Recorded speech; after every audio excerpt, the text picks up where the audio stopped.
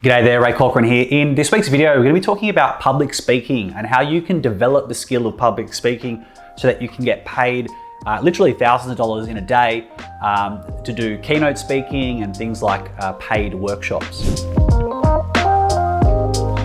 I've been speaking for the last probably 5 or 6 years now for money. I'm not sure I'd call myself a professional speaker, but it's something that I've been doing for a number of years, and it's been a tremendous asset and a great earning skill that I've had. And it's a skill that I think is really, really versatile. So it's going to be useful for a number of different reasons, whether you have a business or whether you're in a job. It's something that's hard to understand if you've never spoken on stage before, or that makes you really, really nervous. But it's one of those things that once you kind of learn how to do it, it's actually quite effortless to do. And if you enjoy the video, please give it a like. It does help push it out to a lot more people.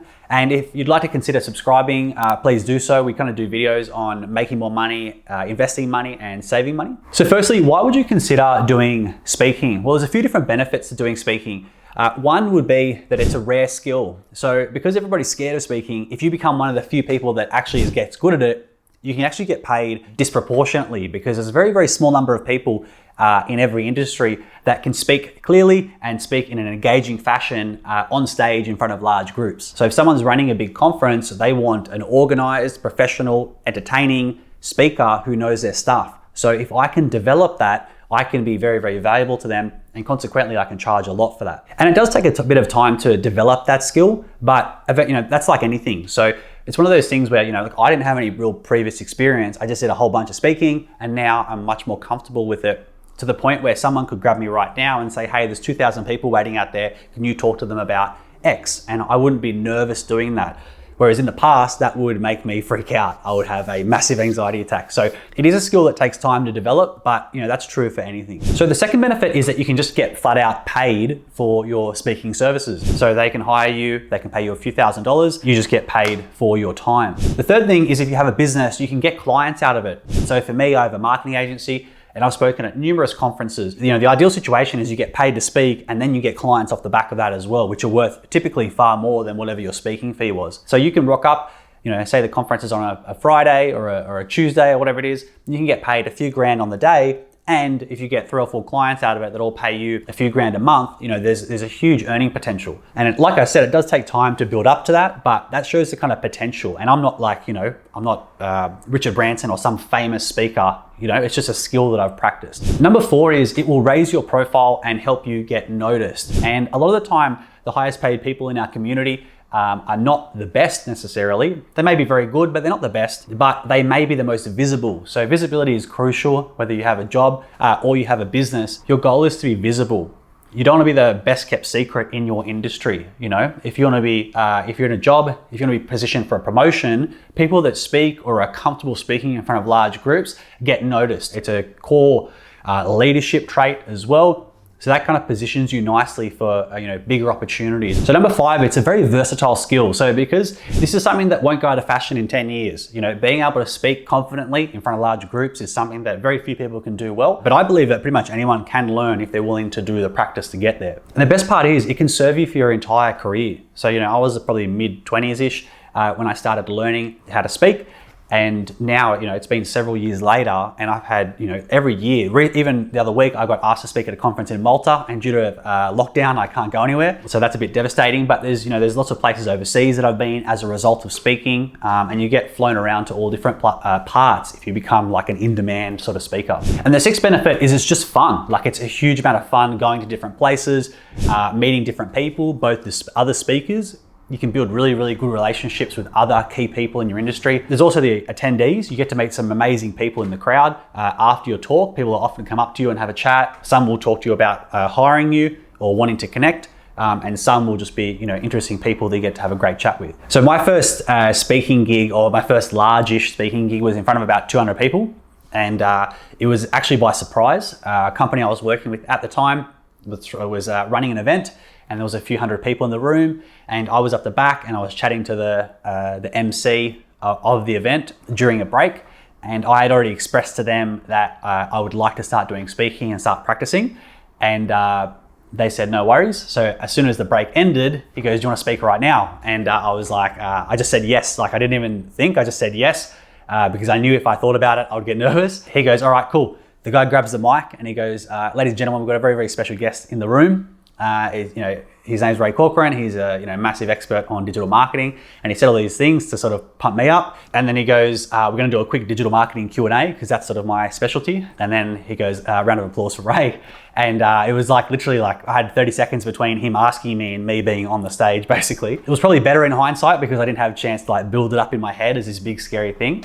And I ended up having a blast. Had probably about a minute or two of nerves on stage first, and then after a while, one of the things about speaking is once you're up there, it's all live. So if you make any mistakes or whatever, you kind of need to smooth it out as you go or correct yourself as you go. There's no retakes or nice editing that can fix it. And since then, I've done probably about 150 to 200 plus talks since then, from small workshops up to large conferences, and it's been an awesome experience. When I say it's fun, it really is a lot of fun, and it's a massive rush as well. So if you like adrenaline rush, it is quite fun when you have hundreds and hundreds of people all staring at you. There's very, very few things that are just as exciting as that. So now I'm going to go over how do you actually go from a person that's never done talking on stage to someone that gets paid for it quite handsomely. One of the things I would do is create a speaking page. So I'll put a link to my speaking page on my website. If you want to model it, that's fine, but try and adapt it to your style. That page is tailored to me and my personal style, so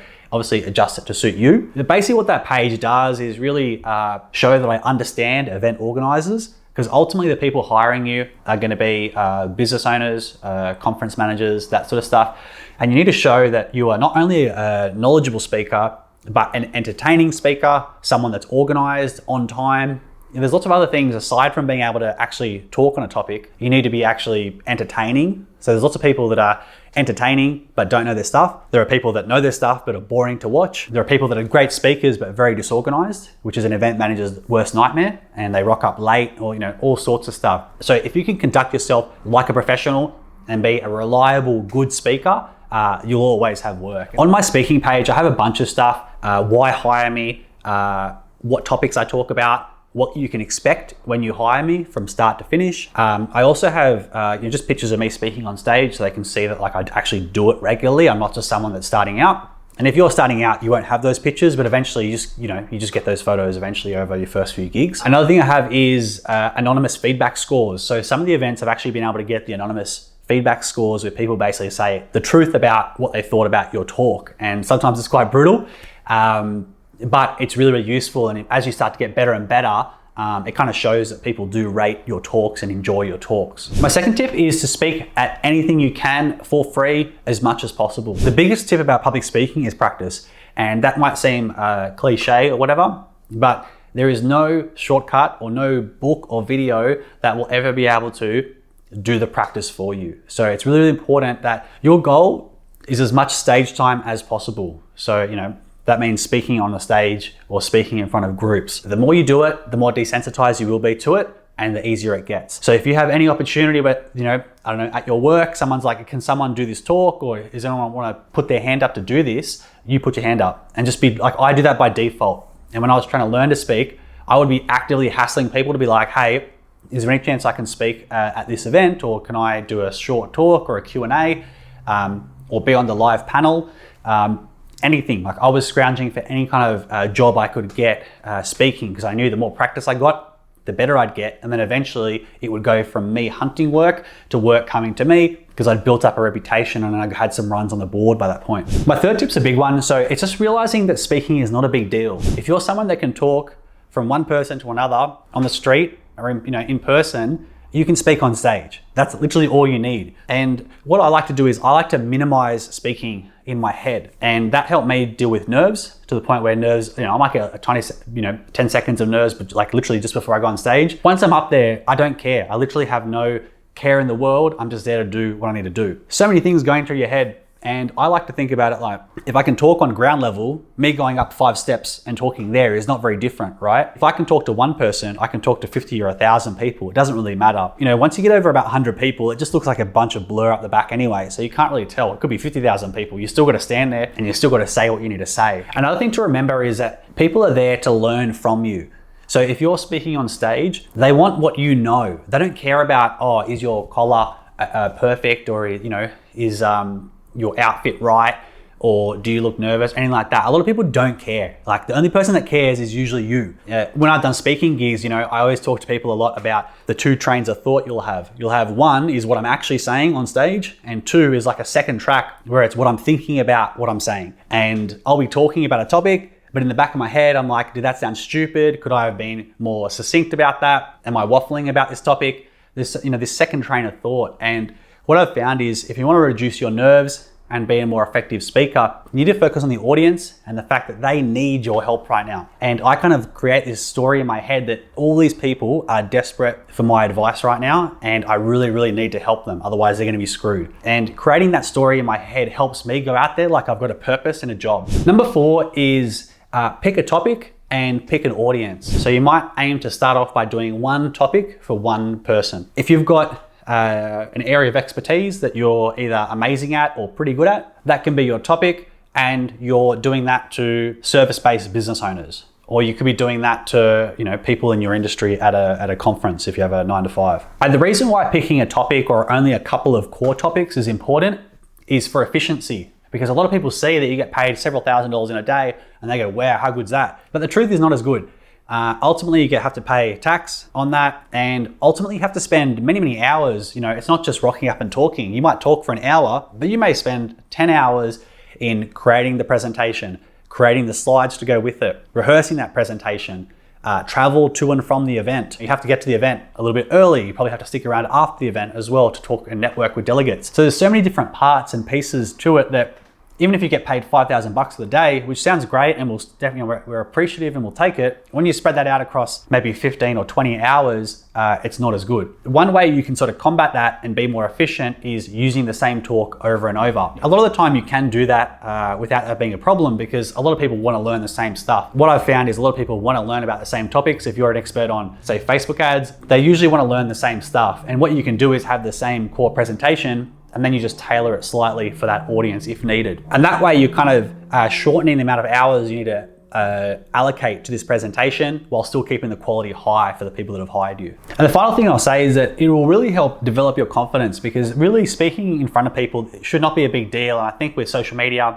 and using all these devices, we've gotten less and less social and less comfortable talking in front of groups. And I definitely didn't naturally have the knack to speak in front of people, but if you do it so many times, it's kind of hard not to learn the skill. So if you're someone, and I consider myself relatively introverted, but for me to speak in front of groups is not a big deal. Don't worry about your background necessarily or what you've done in the past. I would recommend starting with little gigs and then work your way up to bigger and bigger things. And just accept that there's going to be a phase where you're going to be terrible, and 2, everything's going to go wrong. So for me, I've had almost anything you could think of happen to me while I've been on stage. My mic has cut out in the middle of a crucial point. I've had heaps of static, which was nothing to do with me.